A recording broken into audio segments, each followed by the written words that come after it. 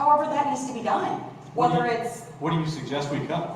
But We that's what I'm got three saying, things. okay. We got labor, we got Which can't materials, be controlled at this point in time because and we that's a got union contract. utilities. If you want to speak, I need you to come up here, please. Okay, let's just continue moving forward. Okay, so for the fiscal year 26 budget, for number 3, tree trimming, it says that you cut tree trimming crews, running 3 down to 2. What was the total savings number? I don't know who's answering, Paul. That's the only reason why I'm looking at you, because I don't know who is answering. Great place, isn't it? Huh? One microphone Oh. for a group to come to. It's ridiculous. Yeah. This whole thing's ridiculous. So it is in line 75 on the electric tab in the budget that was provided. So last year we budgeted $650,000 and next year we are budgeting $625,000. I just want to know the number up for total savings. Yeah, so 625 next year versus 650 last year is $25,000 in savings.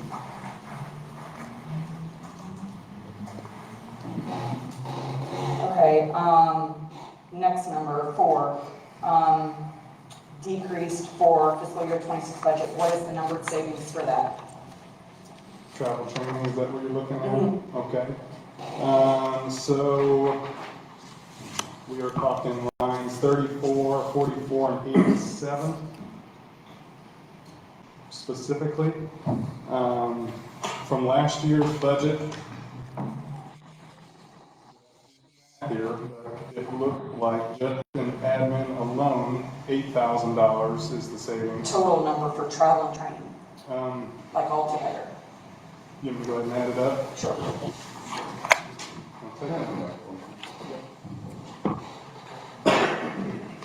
Yeah, I went through those various items, and I had one budget here and one budget here, and went through each of the line items that were requested.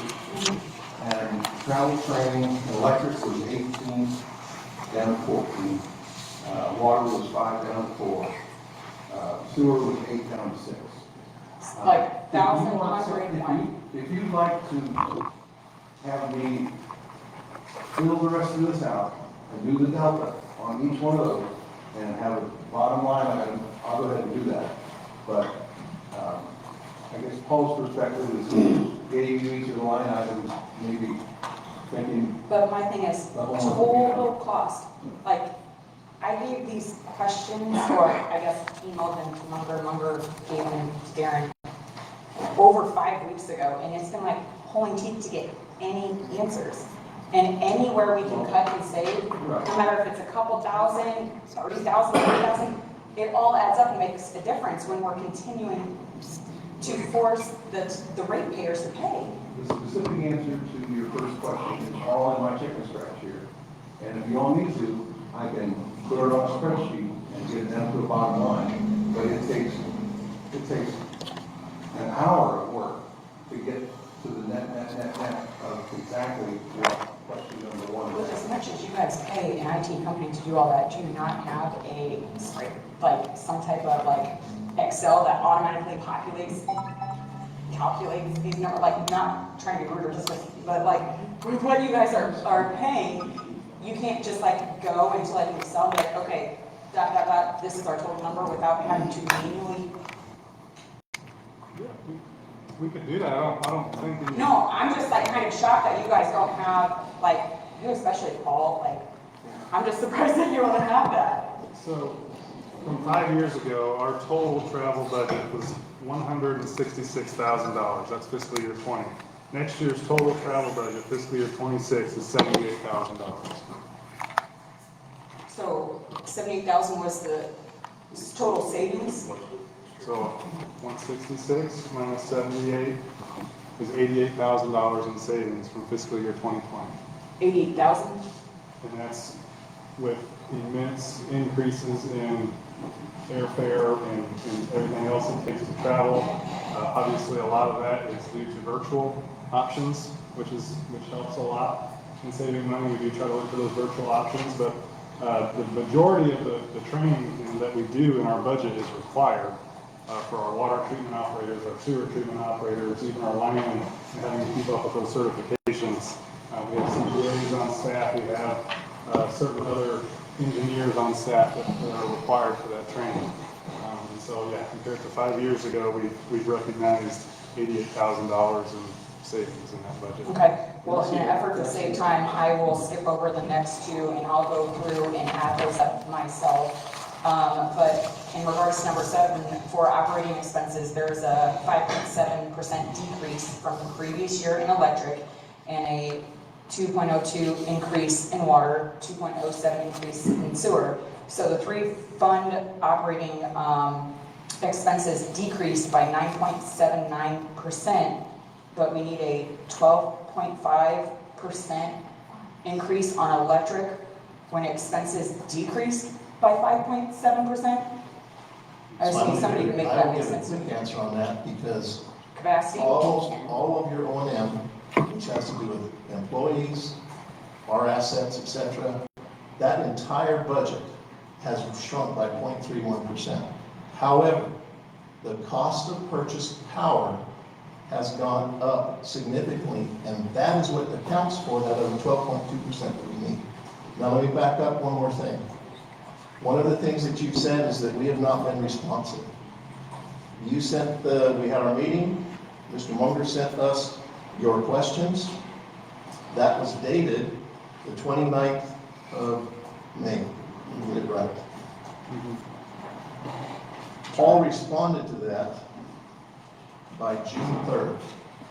He did 4 days. He had 4 working days in order to respond to all of this. And so to say, while you may not have... The red is response. Those are not That's necessarily right. answers to my Okay, questions but those here, are if our I'm being responses. completely honest. And that's fine.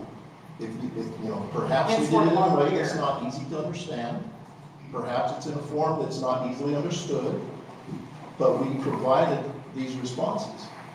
And so to But put it several out of there them are that we not have not been answers to responsive my or that specific Paul questions. has not been responsive is unfair and inappropriate.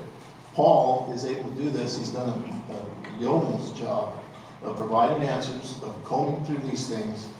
And so I just want you to know my respect for Paul and the things that he's done. And this is nothing Fulfilling his personal against his Paul or any of duties you. is beyond reproach. And so our response has not been so. But again, we have to answer to the people, Darren. And when people are like, why are there so many Board of Public Works trucks being used as personal vehicles, seen down at this, that, the other, and I don't know what to say to them? April, What do I say to them?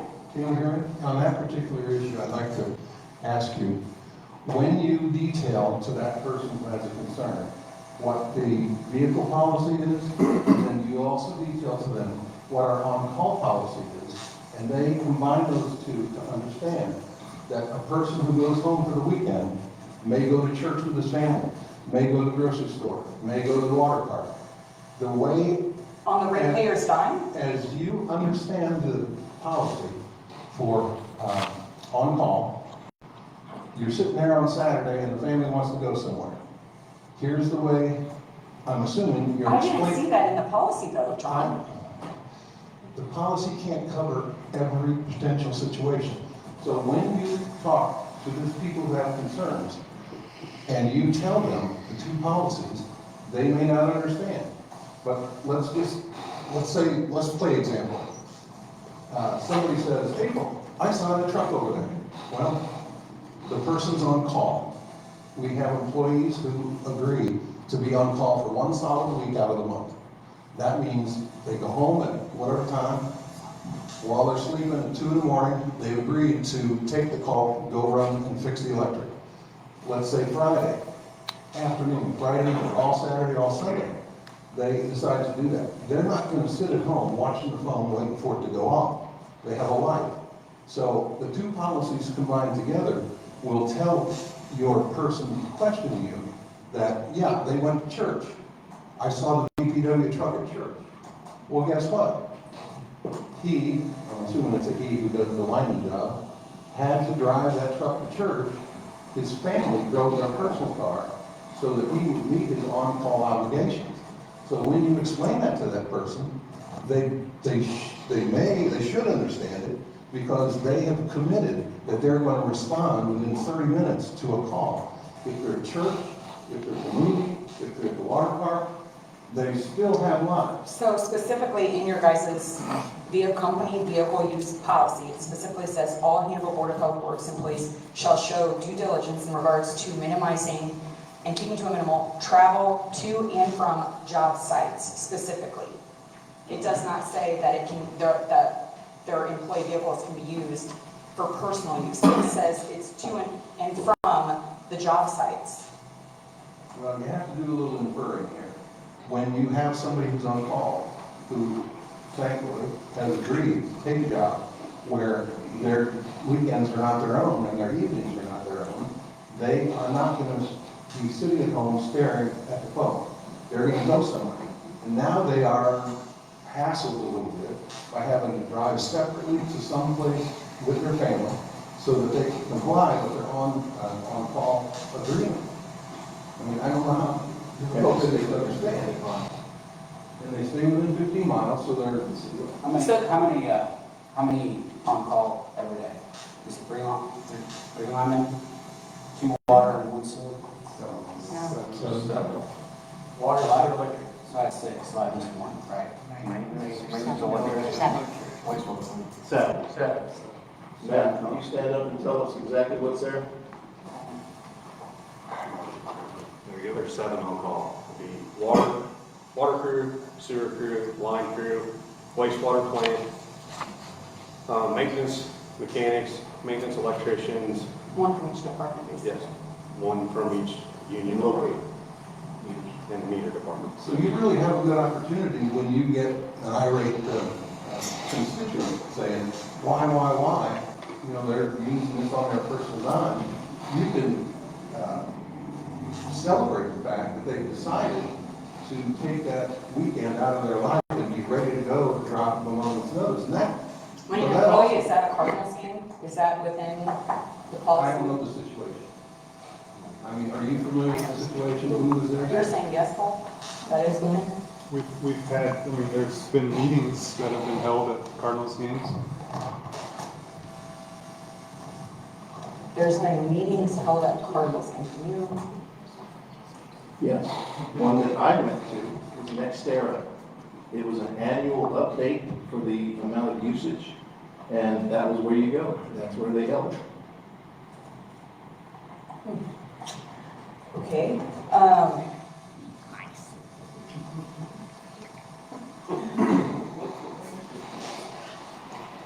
Okay, so, number 2, sorry, Paul, do you have these questions, or do you just want me to read them out loud? No, I've got one in front of me, either way. Okay, so for number 2, so does your final budget include the 12.5% increase raise in October to electric specifically?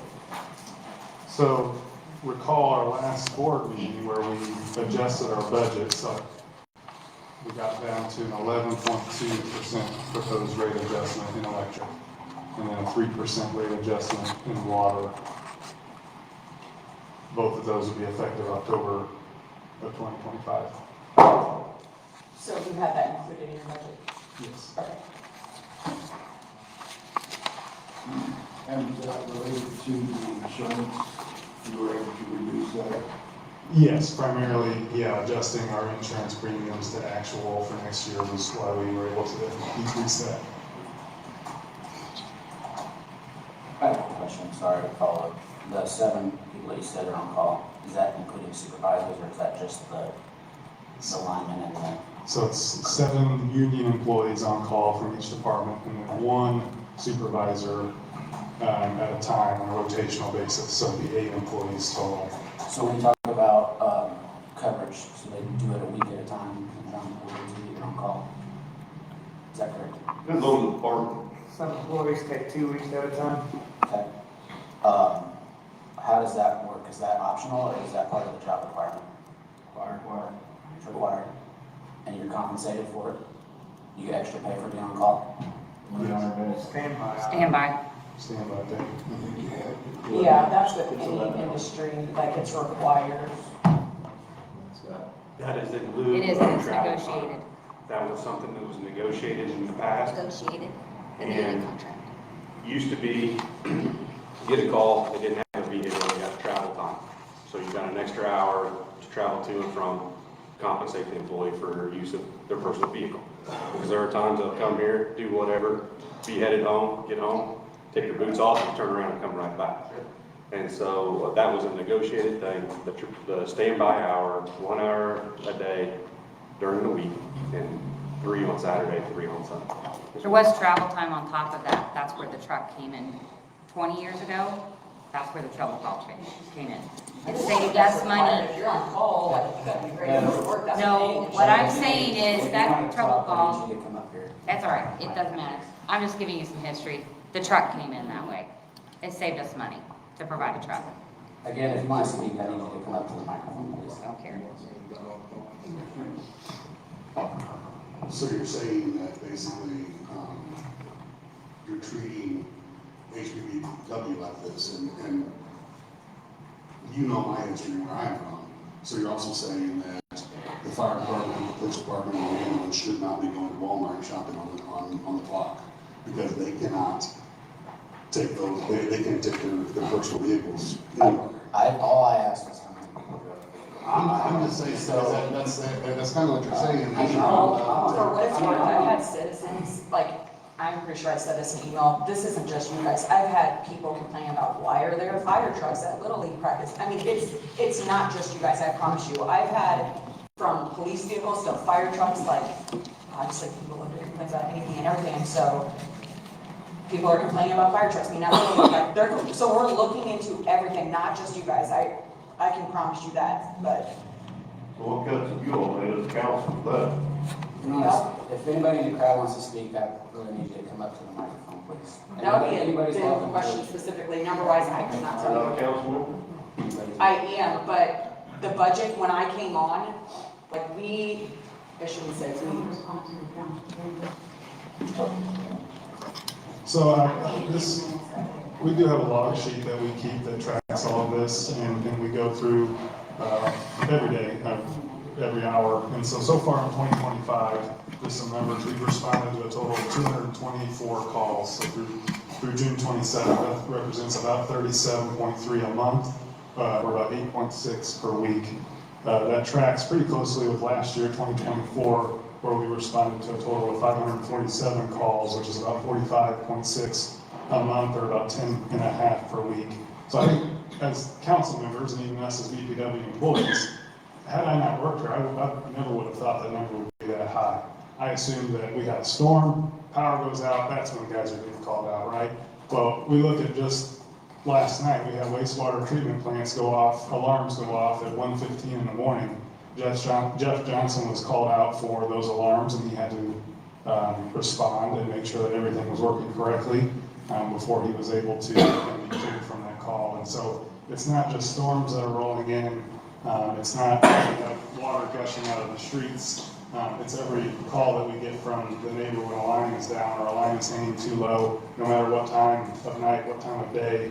And like somebody mentioned, we vastly appreciate the dedication that our employees do make to answer those calls and make sure everything's working. And I don't disagree with you one bit, like, trust me, I get it, especially if they're on call. I think where our frustration and the citizens' frustration is, why are non-on-call people driving employee vehicle? Like, again, if you have 7 workers every day, those 7 workers that drive, they're understandable. But it's people that aren't on call that are driving company vehicles as personal vehicles when they're not on call. Right, so the 7 employees that are union are provided a vehicle to respond to those calls. We have 6 supervisors, 1 of which is on call.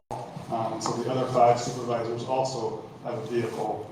The reason for that, there's several reasons. One reason specifically is, say, maybe our water employee, water supervisor that was on call, and the call that came in was electric related. Say, hypothetical, it was a line down, he shows up on the scene, it's an absolute mess, and so he could have the lineman come in and help him, but oftentimes he will utilize a supervisor who then has to respond to that call, so the electric supervisor. absolutely an option. We could have that supervisor. How many personal vehicles are company vehicles are drove as personal vehicles, total number? 0. So so that supervisor, the electric supervisor that was now responding, would use his BPW vehicle to be able to respond immediately. If he did not have a vehicle, he would have to drive all the way to the warehouse, retrieve a BPW vehicle, and then respond to that call. So when we have larger situations where multiple supervisors are needed, response time would increase greatly if they didn't have a vehicle to be able to respond at any given time. To get from their house to the board office, is what you're saying. Right, You still have to live within 15 miles per policy, and you still have 30 minutes to respond per policy, Right. regardless of whether you're responding in a personal vehicle or a company vehicle. No, Burma requires that we be in a BPW vehicle. There's several reasons for that. Big reason is the lighting that we But have. you have to show up to work within the 30 minutes. Oh, I see what you're saying. To show up to the warehouse to get a If BPW that, vehicle. just by policy, you have 30 minutes, right? Right. So we like to keep saying that our service is gonna go down and be affected, and we're not gonna turn the lights on quick enough, and we're not gonna have power restored fast enough if they had to go to the warehouse first. But they're still within the same parameters of whether they have a company vehicle or not. The only difference would be the drive time from the warehouse to the actual job site. No, that's fine. They don't have to report to the warehouse first. If they're coming That's from, right, because that's the policy that you guys have right now. What she's alluding to are ways to be efficient, ways to save costs. If the policy is, you don't take a truck home, not everyone else. You see what I'm saying? Does that make sense? That's what you and I have been talking about. but again, it goes back to that level of service. If you got water coming in your basement because your service line is ruptured in your house, you want us to respond as quick as possible. Sure. You have sewer backing up in your Sewer's basement. worse. You have a house fire that the fire department is standing there wanting to fight the fire, but they can't because of the electrical lines are still active. Yeah. I mean, again, that goes And back you're to. talking level an of hour. service. So if anybody in the crowd, I'm not gonna say this again, if anybody in the crowd would like to speak, I need them to come up here to the microphone and speak to minimize the disruptions to this meeting. Thank you. Okay, so I guess I didn't ask, and I might as well stand here because you might be able to. Okay, so again, I understand on call, but how many Board of Public Works employees that are not on call are driving company vehicles home? 6. The general manager drives one home and the 5 other supervisors are the only ones that drive vehicles home that aren't technically on call for that week. We still Okay, respond to calls. So One would be. 5 or 6 supervisors, and then your 7 on-call people are the only people that drive company vehicles? 14 vehicles is all that goes home. Okay, Total, 14. thank you, that's what I mean. And I have a question, who monitors that? As far as monitor flow. On a regular basis, monitoring all of that kind of stuff? You have a We policy? monitor mileage, we monitor fuel usage. So you have a process, and when it's not in line with your process, you deal with that That's personally. correct. And that's done on a regular basis, and that's managed that way, correct? So, I'm not sure that it's our role to do that job if you have a process in place. We're just trying to figure out how it affects mathematically.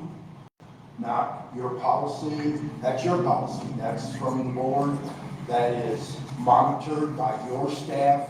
You have a process, it all goes that way. If there's anomalies, you deal with it, correct? That is correct. Okay. Do your on-call people rotate, I'm assuming? I 100% get where you're coming from. I've been that firefighter waiting on the line at 3 o'clock in the morning. The same thing goes for the city. Again, the guy in the white shirt in the back of the room, the firefighter down the street, level of service. I can't send them, everybody home with a vehicle. The only difference is those people are here 24/7. These crews that we have that take vehicles home are not. But, no, I We get that. make, I mean, example would be our wastewater plant. When I started here, there were 7 people employed that worked at the wastewater plant. We are now down to 3. And as a result, we're only down to a little over a shift. And that requires a person to be on call now, whereas in the past, it didn't. It's still a significant savings to us, even with the on-call, and that's something that we monitor on an annual basis to look at, do we need to add another shift back, or do we need to look at adding additional employees? I think from my perspective, just a lot of that is policy next, like what does that look like? And not that I'm saying we should ask you guys to change the policy, but is there any way to adjust that policy or be a little bit more efficient in how we do that? And that's where I'm coming from with a lot of these questions, not, hey, you have to do this, you should do this, but to your point, I think earlier, somebody about the IRA citizen, like, the more information that we can have on the reason that it won't work that way or doesn't work that way, maybe you try it. Then when we have those conversations with the citizens, we can say, hey, we already talked about this. Like we've gone over every aspect of their vehicle policy. They tried to pass, et cetera, et cetera, et cetera. And that's one thing that, you and I have talked about this in the past. You're going to be faced with a lot of questions you don't have the answers to. We welcome those questions anytime.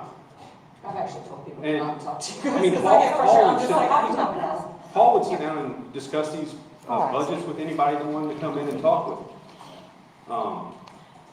These deals with the Facebook and some of these vehicles. I mean, the one with Jellystone or whatever was 2019, about the same time the policy was written and approved by our board. At that time, the board took and looked at what the other city departments' policies were, and I do believe ours was more restrictive at that time. I don't know what policy changes have been made since that time, but. And I would go back to, again, back in 2018, we were forensically audited. All of these things, was it? 2019. Sorry, one more year. We've gone through those efficiencies. The way we've come to our current usage, vehicle usage on call policies, we have whittled and whittled and whittled, and there's reasons for it. Again, we've got MIRMA. We've got people that say, if you take your personal vehicle, you touch this, you are responsible. We have liability, not just for that individual, but for their vehicle. So you've got someone coming in with their $50,000, $70,000 vehicle, instead of having our vehicle there on site, we had just acquired a huge amount of liability that we didn't need to have. And MIRBA, so all of these things, while we have those 14 people taking their vehicles home, we have whittled and worked on it to be efficient to get to that point. And it's, again, from 2019, it's in every aspect that we have.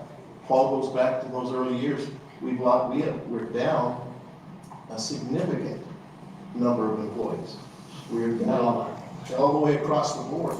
And to, again, this year, to come down another 0.31% from our operations and maintenance costs, minus the purchase power, that's, I think, pretty significant. And I applaud my staff and Paul and everybody that's helped make that happen.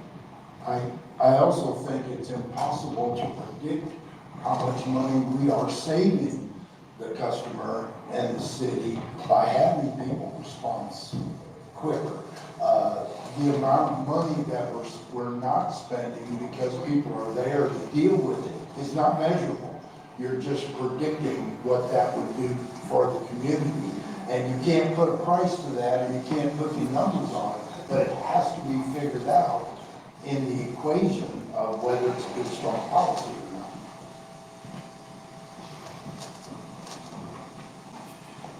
So I don't, been through a fire. I am glad they were there in 10 minutes. I don't want to do any longer. Bottom line is, it's unfortunate that our cost of electricity had to go up by $4 million. What that looks like is, we got to put it in the rate, and then that brings up, they can save all kinds of money in all kinds of different places, but I don't know that that's true. The bottom line is the $4 million that has to be replaced.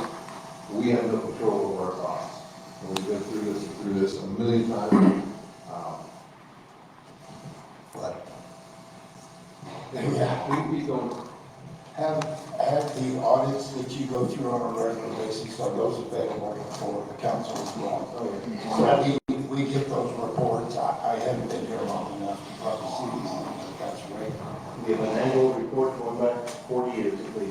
It's also on our website as well. Yeah. Yeah, and there's a separate DPW audit and then a separate city council audit. Put together ultimately, yes, 100%. We also have them on the city website. We do. Paul, you on 3? We could jump around.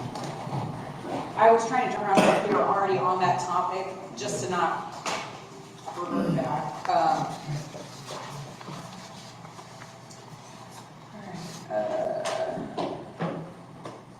Yeah, so we are on number 3. I just want to confirm that you do have capital improvement projects in all 3 funds, and they will be paid for out of on-hand reserves. Correct. Okay. Yes. We've already addressed that the last council meeting, so I don't think there's any need there. And just for information, that capital budget was provided with the budget itself. It's here for electric, water, sewer, all of you had it.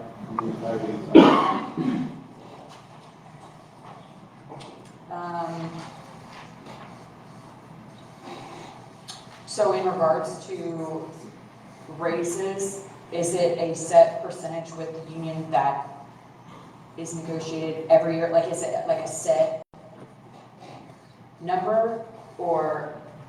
Yes, a set percentage is how that has historically played out.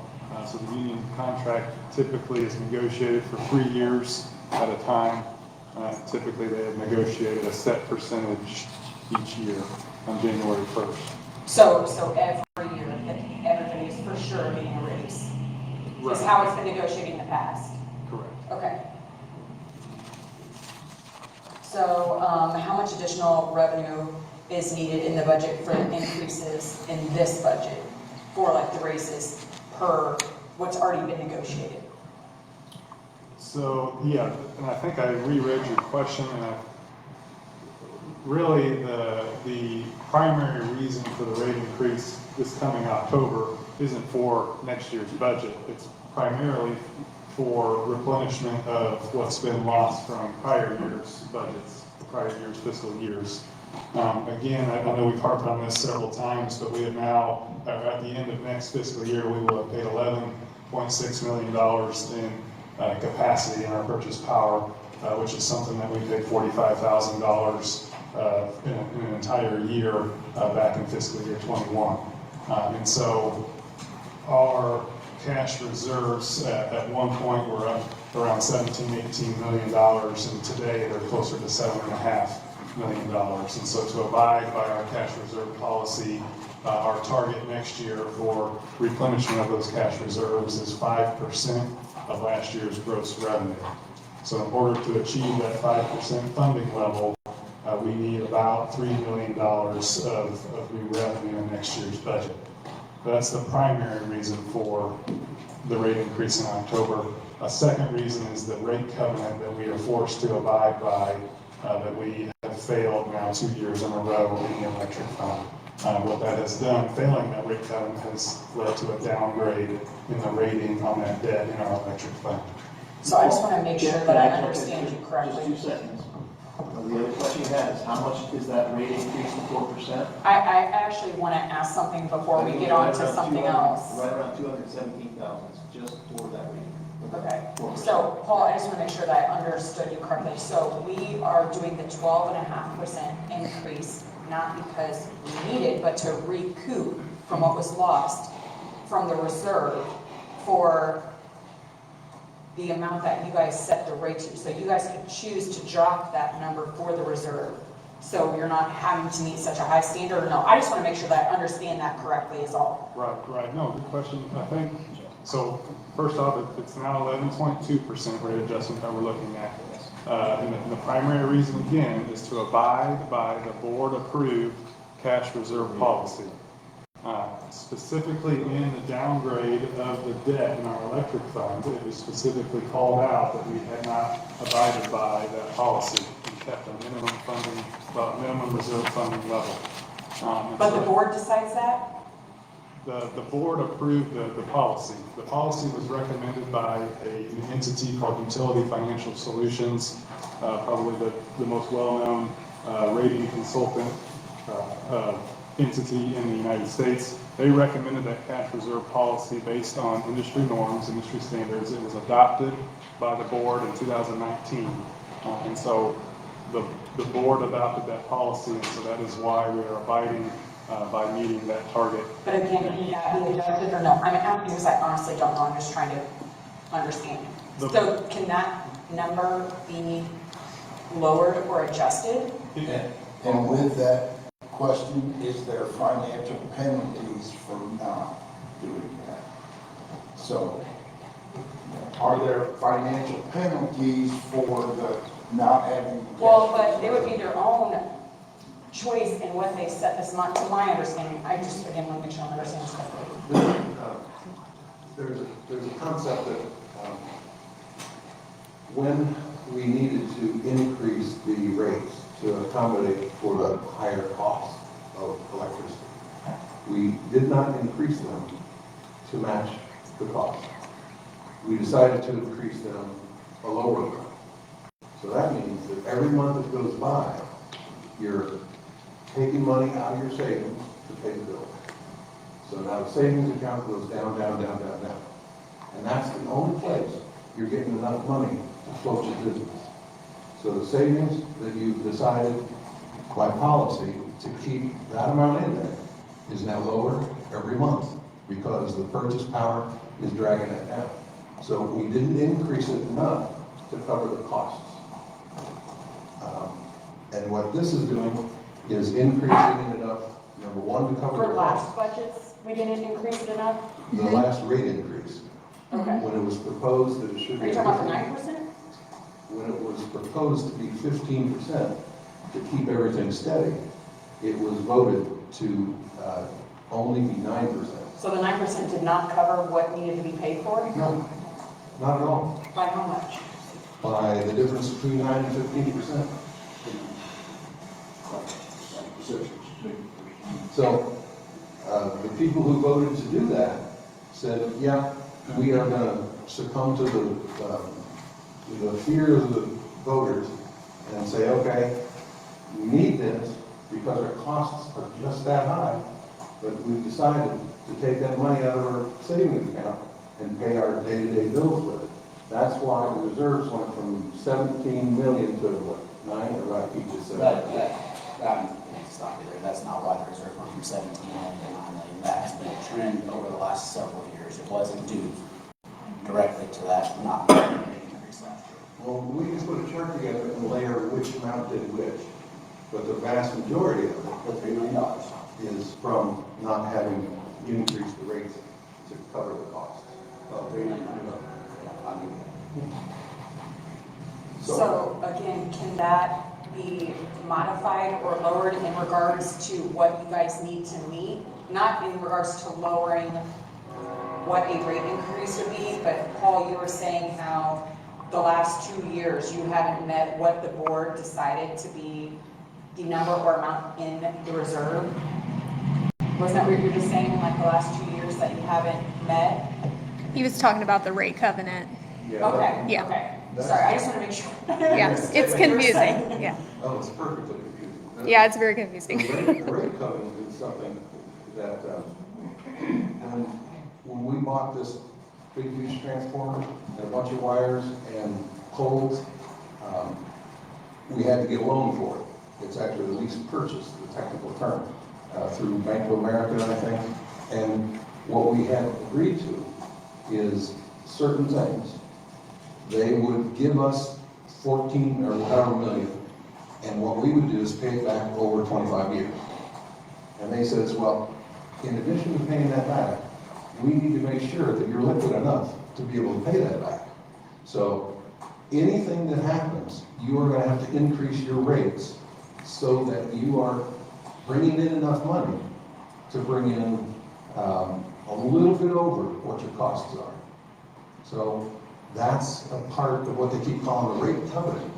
So it says, if you don't adjust your rates to bring in enough money to cover your costs, plus a small smidge more, then we have the right to foreclose on all the stuff we gave you the loan for,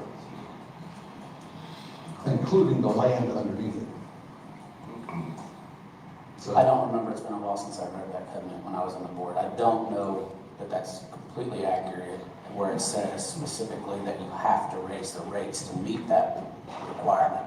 You just have to meet a financial percentage and follow your policy and stuff like that. That could very well mean raising the rates. It could also mean cutting costs. when it was an issue, I read it 6, 7 times, and it not only said you will raise the rates to keep that there, you will raise it without regard to anything at all. Anything. Doesn't care. And there's 5 or 6 anythings that it talks about. I've got a copy, I'm not going to bring it out. But that's why I was kind of scared to my bones when the increase exposed us to that liability.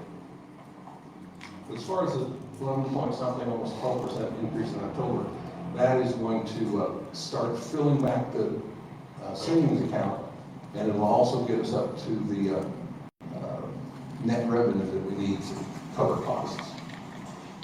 So again, it's not because we necessarily need it right now, it's more so to recoup what was essentially lost. For both. So, Okay. my question, you said our rating for our servicing our debt would go down. Is there financial implications to that rating going down? Do we pay a higher interest for our loans? Is it higher for us to acquire money? Does it have a financial impact when that rating drops? Very, very much similar to a home mortgage. The lender that lent us that $11 million set a rating on that debt, right? And they said you're not super risky. And then whenever they downgrade that rating, they're now assuming more risk. Okay, and so the longer you're downgrading, the more risk that lender is taking in giving you money. So the interest rate, the return on that investment is going to be higher. So it's real simple to taking out a mortgage and thinking about your credit score. The higher your credit score when you take out a mortgage, the better interest rate that you're going to get. And again, the longer that you go on and not meeting covenants that were established when you took out that mortgage, the more that you're playing with fire and risking in your home being foreclosed upon. So if I was doing the math, I would look at what the drop rating would affect money-wise and how that compares to what I stuck in reserve. If I'm paying interest, that money is not mine. I'm paying the bank a higher interest. If I take money and put it in reserve, that's still my money. So I want to know which one of those is the most advantageous financially for the organization. And so you're saying it has an impact. I want to know what would be that impact, because for me, if I stick money in my own account and save me paying interest, I'd rather keep my money and pay less interest than to let it drop and get charged a higher interest, but I don't know what that number is. Well, I think I definitely see what you're saying. That's an excellent point, but I don't know. Zero is the number. So it doesn't affect us. Those bonds and things are already, they're set in stone. What it affects is our future ability to borrow money. Gotcha. Both as the board and the city. Now, the problem with that is, yes, that does negatively impact our ability to do that, but we're broke. We can't pay money back anyway, so right now, we're not looking to bond anything. I mean, Paul's right on your mortgage, that's a good analogy and a good example, but does that make sense? Yes. But that's why I was asking you about if that number or amount. we are not the BPW, but our name will very much be included when it comes to looking for any type of debt on this Northeast Generation project. And so we don't want to get to the point where we're running a business where it's okay that we're just seeing a downgrade in our debt. We do not want to get to that point. I will advocate against that every day of the week. That's not the way we want to run our business. We have Prairie State that we refinanced just this last year. I don't remember the millions of dollars that we're going to save in total interest. Our credit rating went into that refinancing. So there are other utilities in the state of Missouri that are relying on us. There are other opportunities that will present themselves. It might not be the city of Hannibal that's actually taking out that debt, but it's very much that rating that is going into the ability to get a lower interest rate on that debt. And what did that do to our rating, Mayor? The same notch, yeah. We have had multiple discussions with bond counsel on this matter, and that's the kind of the analogy that he's used, that the longer you play with fire, the more likely you are to be burned. The most likely scenario in Pittsburgh is what they would do is they would hire an outside consultant, such as a UFS, similar type organization, to come in, to review your financials, to lay out a mandatory rate track, which would include mandatory rate adjustments, and you have to follow those. There would be no question about it. That's the most likely scenario that he has seen in his world. So, I understand. Is that legal? Yeah. Yeah, if you don't abide by the covenant, they have the ability to require you to abide by the covenant. And I understand what you're saying, Mayor, we're not in a position to issue bonds, so our rating wouldn't matter. How long is that stay in play? Yeah, we don't want to do it. But how long does that stay in play, that rating? Is it annual? Yeah, no, that's annual. Yeah, they'll look at it again every year. We do an annual disclosure too, which basically informs all of those that have purchased our debt. Because that's what's happening here with the lease purchase. People are purchasing that, they're using it as an investment. We do an annual disclosure that gives them our audit, it gives them our financial situation. That would be the most likely scenario is someone that has invested in that debt, seeing that, and then hiring this outside consultant to force you to maintain and abide by that covenant. How much is left on that, you know? We took that out in 2022, so 22 years. Money-wise. It was $11 million, so it was about 9. I think it just went down to 8.9. Is what's left on it. It's either that or 9.6, 9.5, between 8. Has the board given any consideration to trying to pay that down early? Then you would be released from those bond covenants? Right, so we can't pay it, we can't start paying it down early until I can't remember what it's called, but there's a prepayment obligation that you can do that. I think it kicks in at year 10. If it's not year 10, it's year 15, to where you can start paying that early. And so you guys signed that where you couldn't pay it off early, and then they could basically take your rate. Somebody probably didn't make a very good decision on that. That's my opinion. Well, I didn't hear the first part you said. I said, so you guys signed a bond, borrowed the money where you can't pay it back early without a significant penalty, and then they basically get to dictate the ratepayers' rates. That's common. Huh? It's not an uncommon thing in the law. I understand it's not uncommon. They're not dictating the ratepayers. I mean, John just said that. Yeah, is that true then? What you just said? I'm so confused. What? I mean, I'm not sure. All I said was that you guys probably made, not necessarily you guys, but probably not the greatest decision. In my opinion, you borrowed the money and you can't pay it back early. Is there a penalty if you pay it back early, is what he's saying? There are avenues to do so. We would explore that. There's no. Well, you just said that you couldn't without until year 10 or whatever. Right, yeah, that's my understanding. I don't know if there is additional avenues. So I was just making a comment that, in my opinion, whoever looked at that option, that probably wasn't the best option. That's all. Paul, will you look into that and see if there's any type of penalty for paying it back early? You're saying that you have to look into that? Because I think everybody's confused at this point in time. I guess what are you suggesting? He's saying in regards to that, if you can't pay it back early, that there would either be penalties or it taken out on the ratepayers, like they can dictate. Because that amount hasn't been paid off with them, correct, Mayor? Yeah, I know, yeah. Right now, the option of paying it off early really isn't in play at all, so. Well, I mean, I understand that. The simple question that I started with was, have you guys explored paying it off early? That was the question that I asked, because you know, this rate increase now is gonna generate an extra a little over $3 million. If you only owe 8 something, let's call it 9, if you took those $3 million the next 3 fiscal years, then you would be relieved of your bond covenants, it would be paid off, and then you can use that money for something else, So, you take not to repay your debt. the reserve down to 0, is that? what- No, not at all. Using that additional revenue to pay that. Using some From of the that additional 12.5% increase, what it's gonna generate. So pay it off, not necessarily pay it off, but pay more to it. Again, Yeah, I can't speak for them. To We're pay just- down. We're just up here asking you what options there are. Okay, If yeah, it's we can been explore explored, if if there that's are. feasibly possible, that's all. Okay. It is a 4% interest rate, I believe, is what we have on that, so obviously much more advantageous than the interest rate environment that we're in today. But yeah, we'll look into that.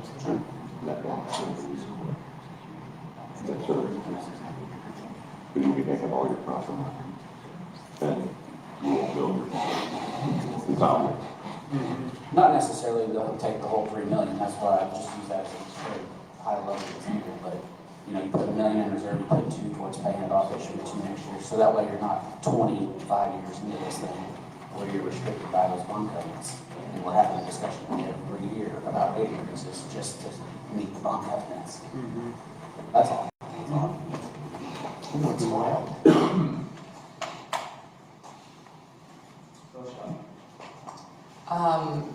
If I'm being completely honest, since I'm gonna go back and recalculate those and kind of regroup, listen, it's Friday and I'm sure a lot of people have had a long week. I don't wanna keep anybody here while I have numbers to figure out, or if anybody else has any questions, I don't wanna hold up the meeting any longer than it has been held up. So I personally do not have any more questions. I do want to point one thing out for everybody watching and everybody that's here today, and I do thank everybody that has come, but as of today, June 27th, going into the hottest part of the year when bills typically start to get high, we do have the lowest rates compared to all of our neighbors when you look at the average residential user.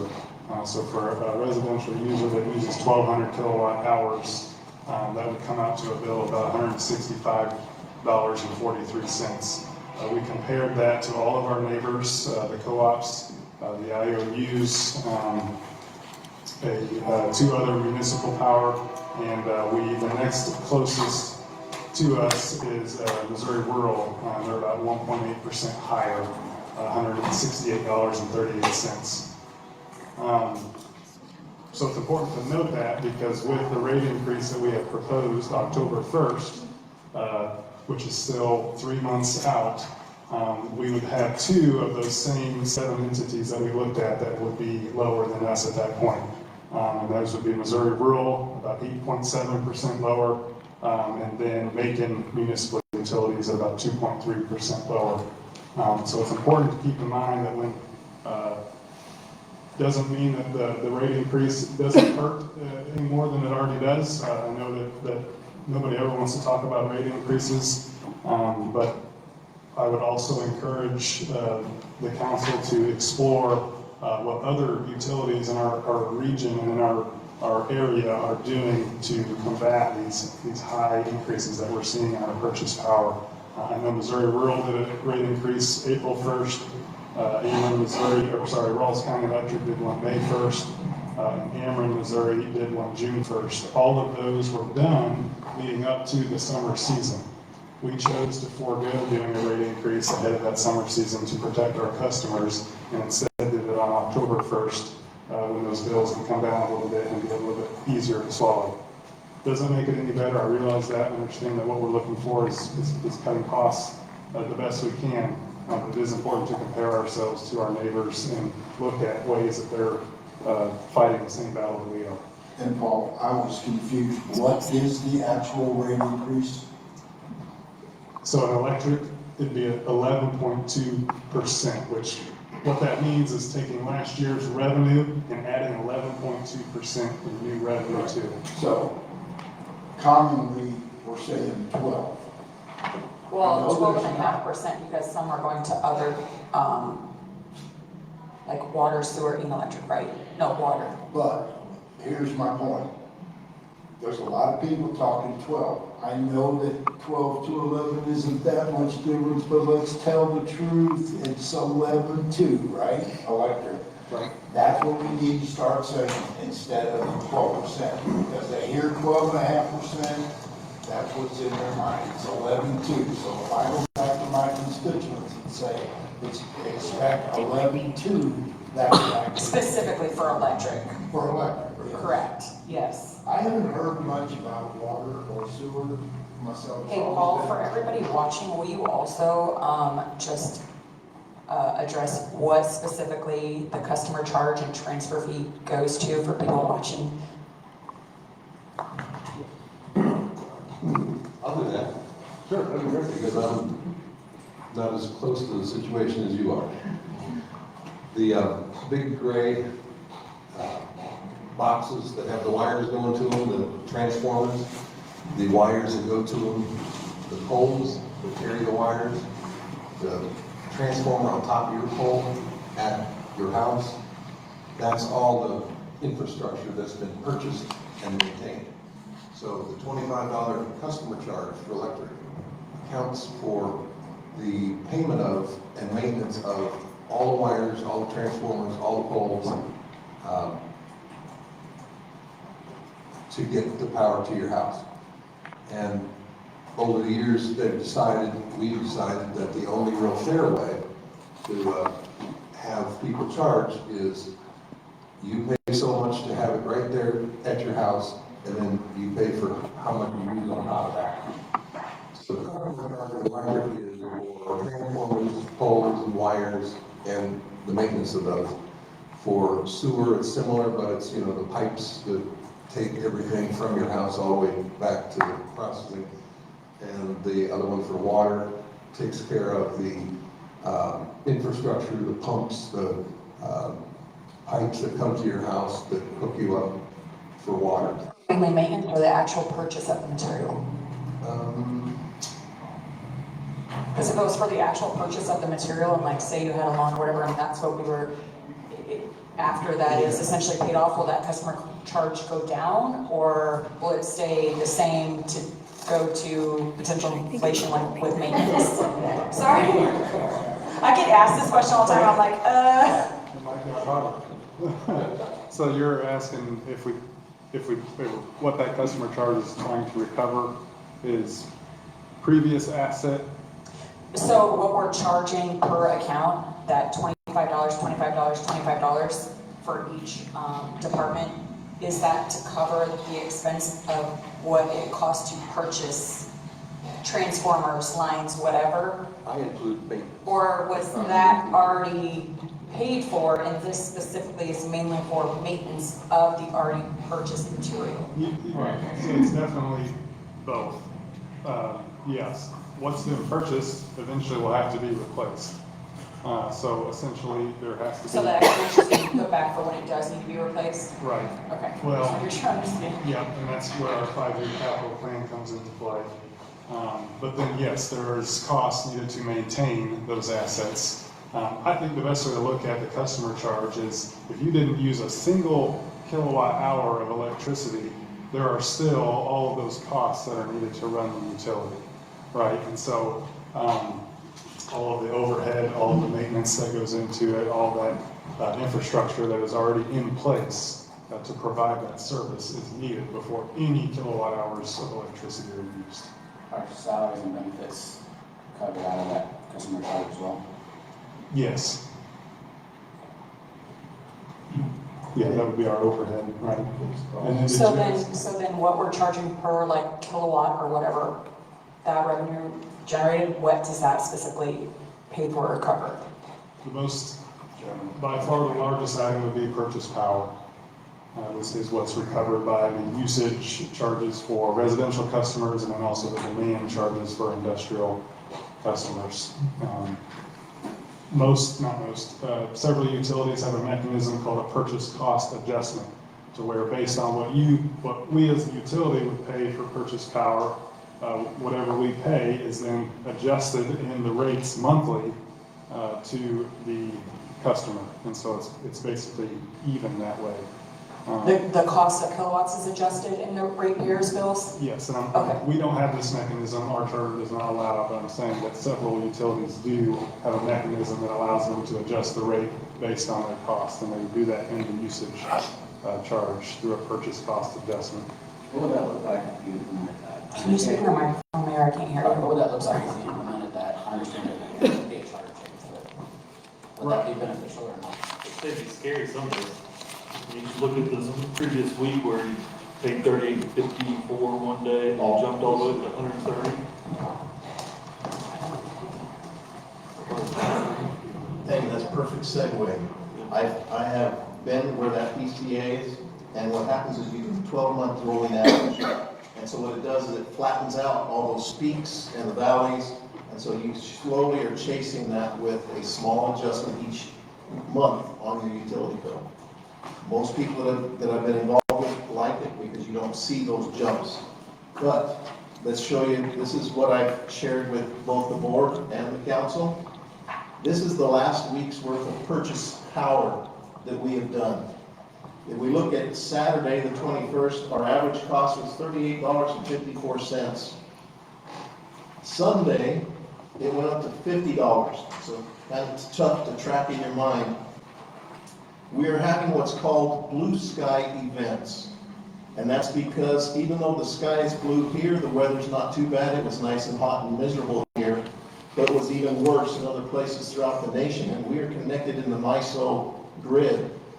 Our costs, which are usually $34, $29 per every hour, on Monday, the 23rd, it went all the way up to $301. It was 110 at 1, or 111 at 1 o'clock in the afternoon.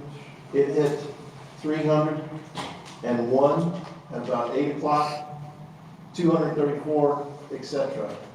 The next day, same thing. On Tuesday, the 24th, by noon, it was $118 versus a normal $34, $35. By 7 o'clock at night, 303. 8 o'clock, 261. The average 128 per, and the number of KW was 977. We were having to buy more. It was very much more expensive. By Wednesday, it had calmed down a little bit where we were only hitting $143. By Thursday, again, 139, 191 at 7 o'clock. And then today, it's down to where we're only up in the 80s paying for that.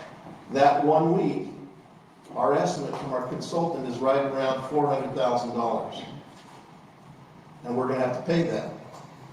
And so when we're talking about, is it 11 or 12? I think we're gonna have to look. This is sort of like a Uri. We had it a few years ago when the cold hit, Texas went out, they couldn't run their solar, they couldn't run their wind. Prices went crazy. We ended up in debt by about $800,000 that year. We paid for it with our reserve fund so that you didn't have that spike in your utility bills. We have that. That's what that reserve is also for. So having that reserve where it needs to be takes care of these issues. But when we are pushing that reserve down, down, down, we no longer have that. And so we're gonna have to take a look at this actual year-to-date actual, and while we've done everything we can to carve anything off the bone, we still have purchase power that we don't have control of. We have the new Northeast Power Generation Project, which will help us with capacity. That's 1/3 of the mechanism of our power. It is a great project, but it's only going to take care of that 1/3. We still have the volatility of the market. So in 1 week, just this last one, we have probably a $400,000 hit. And we're going to have to put that into our model. And so while you're wanting us to be able to say today it's going to be X, I cannot honestly, carefully tell you that because we still have to make those percentages. We still have to meet our rate covenants. So, and we said we can change that rate covenant, we can change our what our reserve policy is. S&P is watching that. And if we simply take the goalpost and lower it so we can easily kick the ball over the goal, they're gonna see that, and that's gonna be obfuscating our duty instead of meeting those responsibilities of the policies we created. Is that what the bond council said? Because last meeting we were at, you were gonna follow up with them and check on what that would look like if we did change that policy. We asked them, and it was a attorney, it was our bond covenant. Could you send us that correspondence? It wasn't a correspondence, it was a discussion, it was just very, he'd say he highly recommended that that would not do any good. Can you get that from him, an email or something? Something in writing. Sure. Because when, to your point, Darren, when we're having these discussions about changing that, and people ask about that, they hear us on TV or Facebook saying this, and we're talking, why don't you just change it? You can get that to me, makes it a lot easier for me and any of us to go, well, we can't, here's what the bond council said.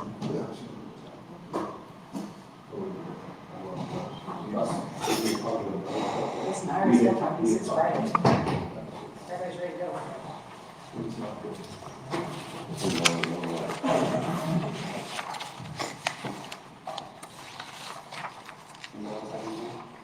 I have one quick question about budgeting and how you guys do it for the utility. And I guess it kind of goes into, you talk about your audit. With the generally accepted accounting principles. Do utilities typically budget like this? Because I know the city does not budget like this, but your budget that you approved shows the 11.2% rate increase. All of those numbers are based on that rate increase. You don't have that money. That rate increase hasn't even been approved yet. It would be similar to us setting our budget based on the public safety tax passing. There's no guarantee, there's no vote that you guys have approved that rate increase in October. There has to be a public hearing and you have to vote on that, which is the situation that we ran into last year where you had budgeted it, but then when it came time to vote, it didn't pass what that number was. So do your auditors allow you to budget blue sky essentially? I mean, I know that that's the number that you figured, and more than likely the board will pass it to comply with the bond covenants and everything else, but I mean, is that gap approved to budget that way? Like where you don't have that money? Right. Yeah, I wouldn't say there's a gap requirement or not a gap requirement. I think in what we saw just in the last board meeting is the nice thing about budgets is it's an Excel spreadsheet and we can change those numbers pretty easily.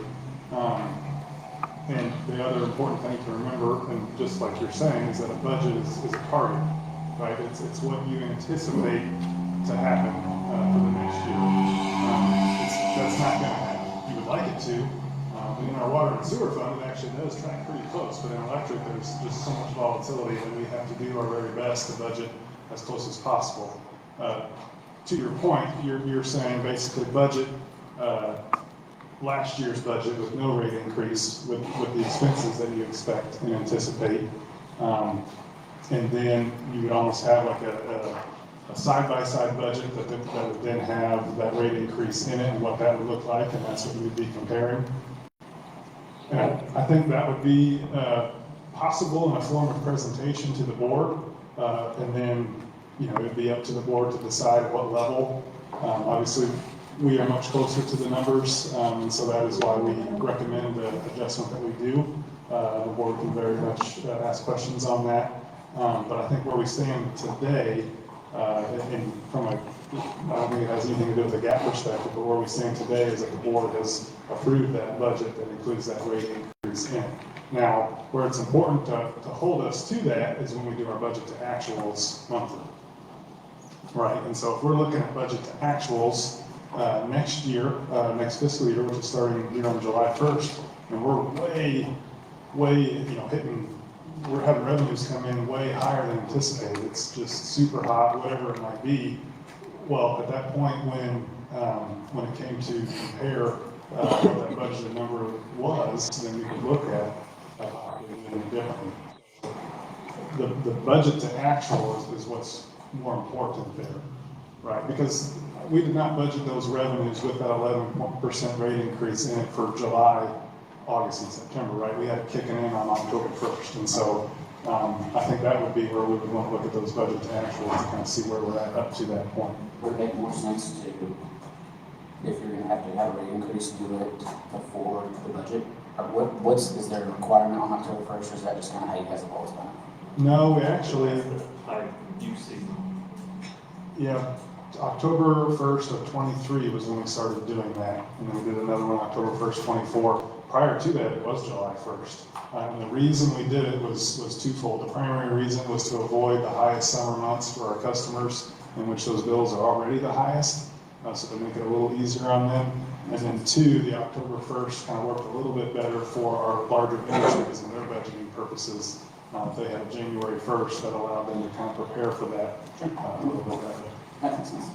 Quick question following up on that. So if you guys see the 11.2 and your revenues are by far much higher than anticipated, would it be consideration for a rate decrease?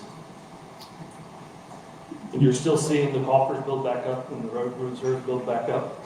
So by rate decrease, do you mean reducing the 11.2% adjustment? Bringing it back down? Yeah, I think that's what I'm saying. Even if it's 11.1, you know? Right, yeah, no doubt. And the nice thing that we can track is with capacity, we already know exactly what we're paying for the next 12 months. And so what I do when I present the financials to the board is I amortize that over those 12 months. Where we do have volatility, obviously, is on the energy. And so, yeah, we could definitely track that up to that point and adjust accordingly. And I just want to clarify and say, by no means is this personal on anybody, on any of the board. Like, all of the board, you guys are greatly appreciated, and I'm not trying to say you guys don't deserve raises. That's not it at all. We constantly have citizens hounding us. I actually, the last couple weeks, have had citizens asking why we can't give answers, and if they filed a sunshine law request, would they? And I'm like, I mean, by all means, like, I'm not withholding anything from you, but it's frustrating when we don't know what to tell the citizens. I've actually told people to call out to the board member, so I was like, I don't know. Like, they keep hounding me and frustrated about certain things, like personal use vehicles, confused about why are we paying so much for a customer charge. So thank you guys for coming and educating myself and answering the questions that I've been trying to get answers to, because it's helpful for when I'm addressing citizens that are constantly hounding me. So I just want to clarify that, because I don't want any of you guys to think you're not appreciated or don't deserve it. I'm not saying that at all. Appreciate you guys.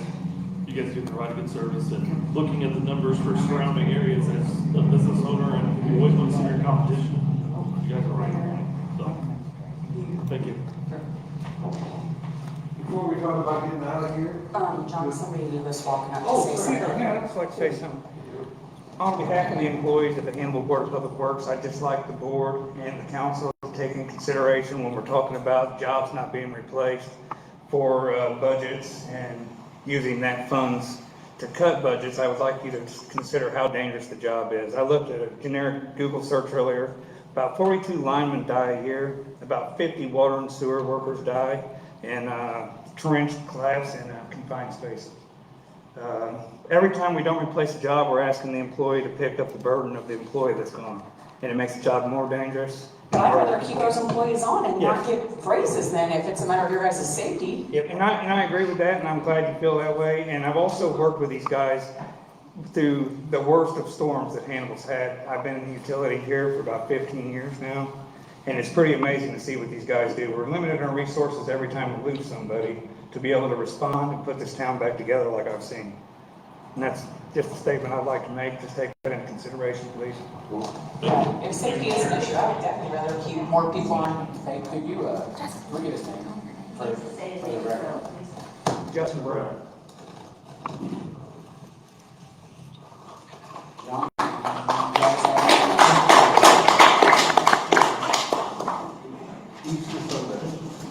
I lost him. Yeah, I am. I didn't have to get out and go back to work. Did a good job. 2 hours later, it was on. Also, what I wanted to do is see if we could make some sort of official request to add another board member, so we would have 5 for the remainder of the week. Honestly, I don't know. I know that we voted to have not you for the tiebreaker, but require a charter change. So I'm not, that would be the will of the council. If you would like to, I would say probably come to the next, not Tuesday's council meeting, but get on the agenda for the July. Mayor, I will say that that's been presented to the council twice and then voted down. I can't hear you. She just said that it's been presented twice to the council. Okay, sorry, I don't know what is going on. It's like You buzzing. guys bring your, PA system. Yeah, I bring your guys' equipment. I tried to. We're going out for I bid. know, yes. We have our final meeting Tuesday to finalize all of the new equipment and everything, and then we'll be out for bid, so hopefully within the next 2 or 3 months, we will have all new audio, video, everything. So we are as excited as all of you all. It's excruciating to sit in here and try to take minutes and you can't hear nobody and that kind of thing. So we understand frustration. We are fixing it very soon, all right? My microphone's not even attached, so.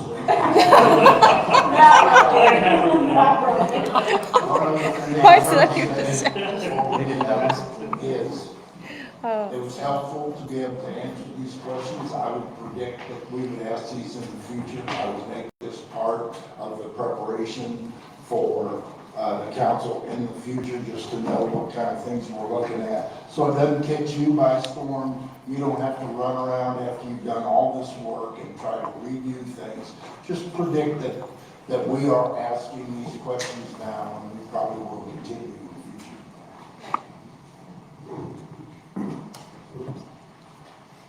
Anything else? Paul? Council, anybody else have anything? All right, well, thank you all for coming. I can go first, or you can entertain a motion to adjourn. Make a motion to adjourn. Second. Motion and second, all those in favor say aye. Aye, opposed. I'm gonna make a motion to adjourn.